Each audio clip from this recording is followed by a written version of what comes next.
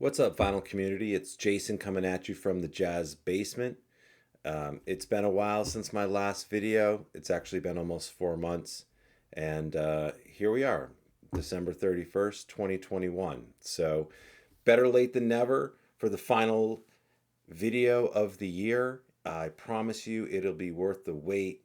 Just a tremendous story behind this haul and amazing records to share with you.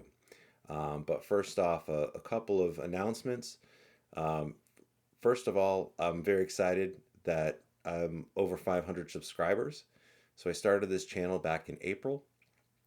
At the time, I think I had two subscribers, a friend of mine, and then my wife. But it's grown to a little over 500. So thank you for all of your support. I'm glad people find value in these videos. Second is New Year's Eve. So 2021 draws to a close. Here's to hopefully an even better 2022. Wish everyone, uh, health, happiness, and tremendous final finds in 2022. So cheers to that. So a little backstory on these finds. Found a lead through Instagram. Guy that I had done business with before. Had bought some records from him earlier this year, and he posted a grail for sale. It's Tina Brooks True Blue. Now, for those of you that are collectors, know that this is a five, six, $7,000 record in excellent shape. This was in excellent shape. Um, and it's like, well, why? This is something that you could search your whole life for and never find. Why would someone sell this? Didn't make any sense. So kind of kept out, reached out to him, said, hey, is everything okay? He said, yeah, everything's okay. Just trying to raise some money. And then he starts dropping heat, Sonny Clark, Cool Strutting, make me an offer. And I thought, I know this guy's collection is incredible. Everything that he had was, excellent condition, near mint condition. And there was one record that I really, really wanted, an original press of in mono. So I reached out to him and said, hey, is this something you might have? And that record was, or is, this Dexter Gordon Go. This is an original mono press. As you can see, the jacket is incredibly clean. Blue Note 4112. Um, excellent, excellent condition. It is a mono press there.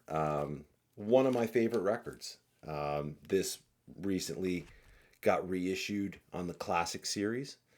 Highly recommend that as an affordable way to get it in your collection.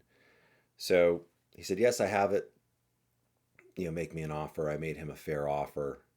And he said, well, send me your wish list.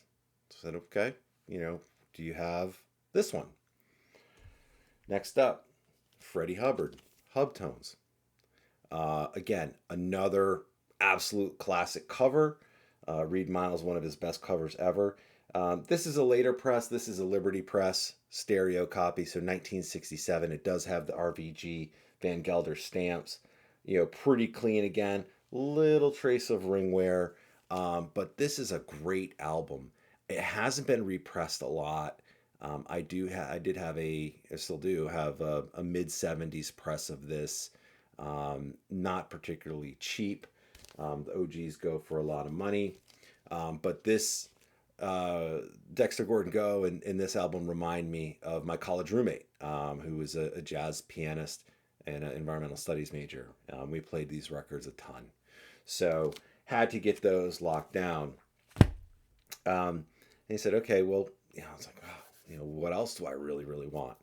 And again, I was making him fair offers. I feel like he was probably getting a lot of lowball offers.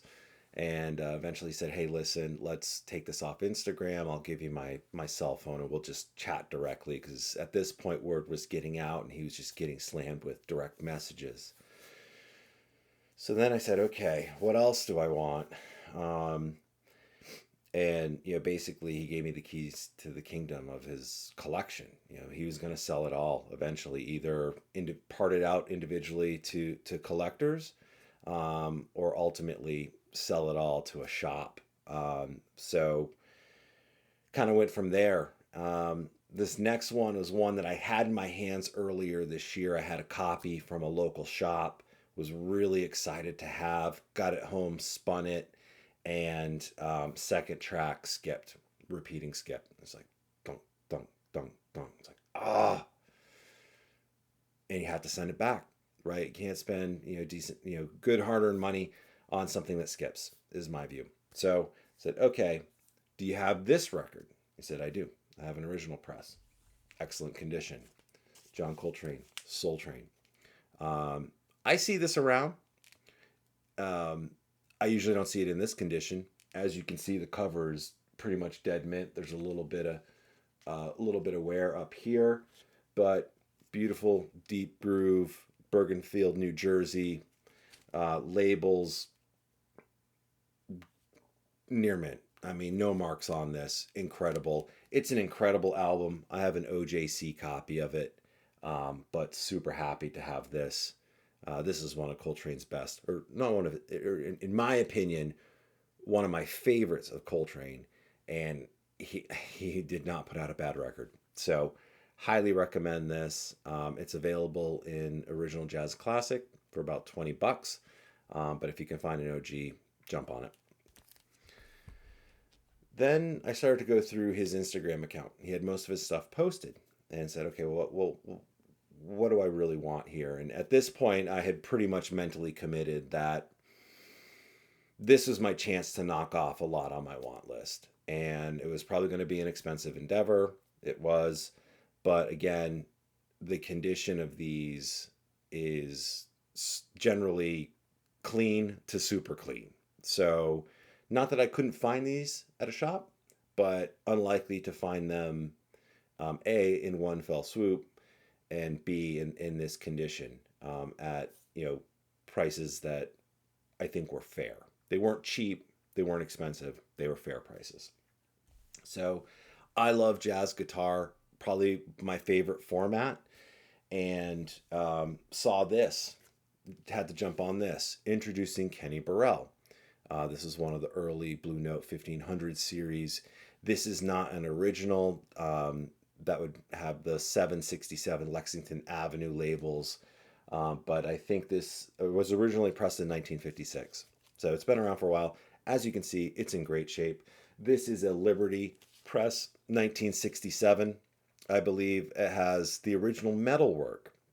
So the early Blue Note metalwork, if you look in the runout groove, it'll say the mono titles will be RVG, and then they'll have 9M in there as well. So this, even though this was pressed or repressed in 1967, it has the original metalwork from 1956. Super clean, as you can see, kind of the darker blue, Liberty labels, and the cover's great. Iconic photo. Add to cart. Then things got a little heavy from here. Next up is one of my favorite albums out there. Really hard to find at a decent price. The mono copy of this is very expensive. The stereo is less expensive, but still expensive. And it's this, Hank Mobley. No Room for Squares. So you can see, again, you can see the cover is in immaculate shape. There is nothing wrong with this cover. The wax is just as clean. And this is an original stereo press, 1964. Probably one of the best covers in the Blue Note catalog. Reed Miles was a genius. The photographer, I think it was Francis Wolff, just nailed it. Just what a cool cover. And one of my favorite sessions by Hank Mobley. Again, you don't see this very often. My copy was a mid-70s blue with the black B. Sounds great, but if you have a chance to go with an original press, why not? So highly recommend that one. The next one is one that I had a reissue of. This is Joe Henderson, page 1. So very clean. This is not an original press. It is a stereo copy, a Liberty copy, but very clean, 1967. I absolutely love Joe Henderson. At the beginning of the year, I had no Joe Henderson, and now I have all 5 of his Blue Notes. Some original, a lot of them are Liberty presses or transitional presses where they don't have the plastilite ear like this one. But again, they sound great. Again, clean as a whistle. Haven't spun this particular copy, but this is one of my favorite sessions. So pretty incredible. And it keeps going from here, folks. I'm going to pause, have a little refreshment. The best is yet to come. Next up, I call this is kind of like a bonus one. I went through, we negotiated a price. I said, okay, this is one that would be a nice to have. I have a good copy of it, but an OG mono copy would be great. And that was the Sidewinder, Lee Morgan, super crispy copy. As you can see, 4157, again on the New York, USA labels with the ear, all of that. Wonderful, wonderful lineup. You know, one of the more popular Blue Notes at the time when it was released. I believe it was 1964 or 1965, I forget. Not my favorite Lee Morgan album. That would go to Search for the New Land, which I don't have an original press of, but I'm in search for the New Land, searching for an OG. But anyway, the Sidewinder, very popular. It's a must-own, top 10 Blue Note out there. Again, released on the Classic series. So you have a chance, if you don't have this, to get an affordable copy, very serviceable copy, until you luck upon an OG if that's what you're looking for. Next up, revisiting. This is a reissue, so not an original, but one of my favorites is Hank Mobley, Roll Call. So this is a monocopy, 4058. This is the West 63rd Liberty Press. So it doesn't have the ear. So 1966, but that's okay. If this had the ear, it'd be five times the cost. More importantly, you can see it's super clean. This is a great session.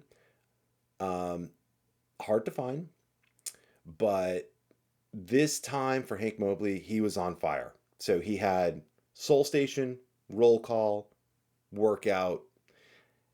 Those three, to me, that period, the early 60s for Mobley, was just off the charts good. Roll Call is a great example of that. This deserves a Tone Poet or Classic series or something like that. Absolutely phenomenal. This is the lineup on this is great.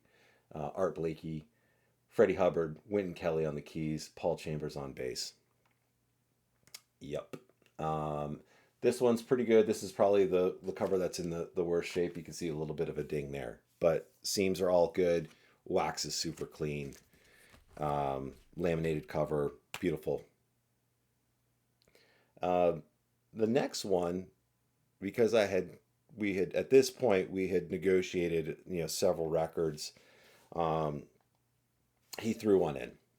He's just like, hey, thanks for not lowballing me. I can tell you're a legit collector. You love the music. So he had 3 copies. He threw one in to me. I personally don't know that much about this record.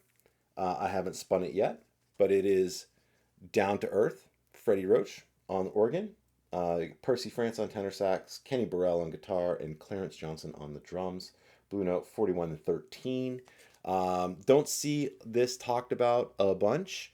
This is a preview copy, or review copy, as it's stamped on the back. If you can see that. This is actually a Liberty Press, so it's not an original. Doesn't have the ear, but it's super clean and kind of a cool story. It's a local DJ copy from where this individual was based in New England. So kind of a cool story. He had 3 copies. So, okay. Final stretch here. We've got uh, three heavies to go. Um, in no particular order. Any one of these were very very high on my wish list. First up is an original press of Tenor Madness, Sonny Rollins, Prestige 7047. This is an original press from 1956, so it's got the beautiful fireworks label, West 50th Street, New York City, on both labels, plus the cover. The cover is mint. It is perfect. I have an OJC copy of this, and the cover is not as nice. And it's 60 years newer or more. So phenomenal album, highly recommended. What makes this special is the title track, Tenor Madness, features Sonny Rollins and John Coltrane, which I believe is the only commercially available track where both of them play. Sonny kind of outplays Coltrane on that track, in my view. That alone is worth the price of admission. This was a it's a pretty steep purchase, but again, given the condition, given it's an original press, flat edge, West 50th, all the way around, pretty and very clean on top of that. Yeah, this had to happen. And great music. I love Sonny Rollins. Similar, another Sonny Rollins. This masterpiece right here, Sonny Rollins, A Night at the Village Vanguard, Blue Note 1581. This is an original press laminated cover, as you can see, extremely clean. And then the mono copy, no R, under note. So 1958 press, original, beautiful. When I first spun this, it didn't blow me away, if I'm being honest. I have a Japanese press. The first thing that popped into my mind was, wow, that's a really short set. I think it's like 32 minutes or 33 minutes, which is pretty short by most standards. But the set list is pretty excellent. He covers A Night in Tunisia. Amazing jazz standard. I've heard a million different versions of it, and that I keep going back to that on this one. So great copy. Iconic cover. Love Sonny Rollins, and super super clean laminated cover and super clean wax. So can't argue with that. I'm gonna go with another sip of champagne here, or sparkling rosé. Last one was one of probably two records that are at the absolute top of my want list. One being Hank Mobley, Soul Station. Would love an OG mono of that. If any of you have a lead on that or have one to sell, hit me up, thejazzbasement@gmail. At that level for me is this next one. And this took a bit of work.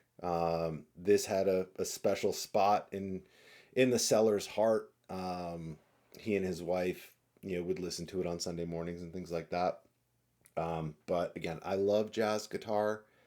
I love Grant Green, and his output's excellent.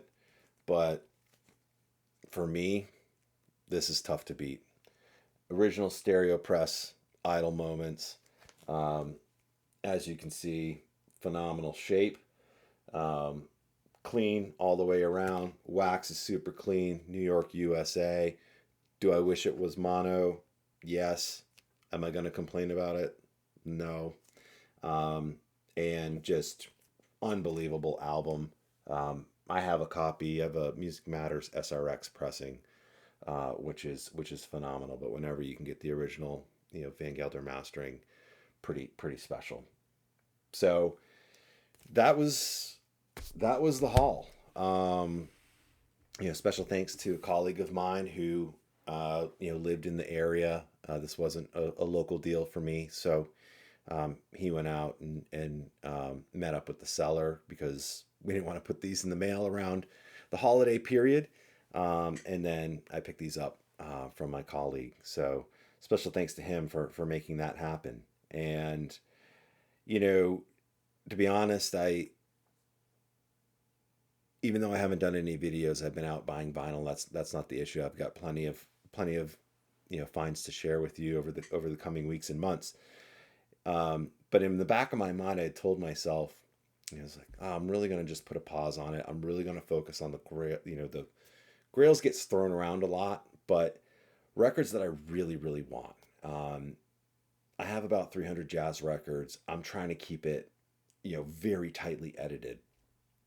And so instead of filling up the stacks, it's more about quality over quantity, both in terms of the condition of the records and I want records that I want to spin or feel like spinning every day. Obviously, don't listen to every record every day. I said, okay, I'm just going to put a pause on it. I'm not going to buy any records. And that is the secret to appeasing the vinyl gods, in my view. Whenever I've said that, and I've said that probably 3 or 4 times this year, I'm going to put a pause on it. I'm not going to buy any records for 2 months, for 2 weeks, whatever it is. Without fail, some amazing opportunity, I still look, some amazing opportunity presents itself. And that's what happened here. I said, okay, I'm not going to buy any records. Literally a week later, next thing I know, I'm texting this guy. We're working out, pretty incredible stack. Stuff that I'd be happy if I only had found 1 or 2 of these a year for the next 10 years, for the next 5 years, whatever it is. So keep your eyes open. Tell yourself you're not going to buy it. If the vinyl gods believe you, then who knows what happens. So bottom line, thanks for sticking with me. Thanks for subscribing. I appreciate it. Thanks for reaching out for those of you that have emailed me.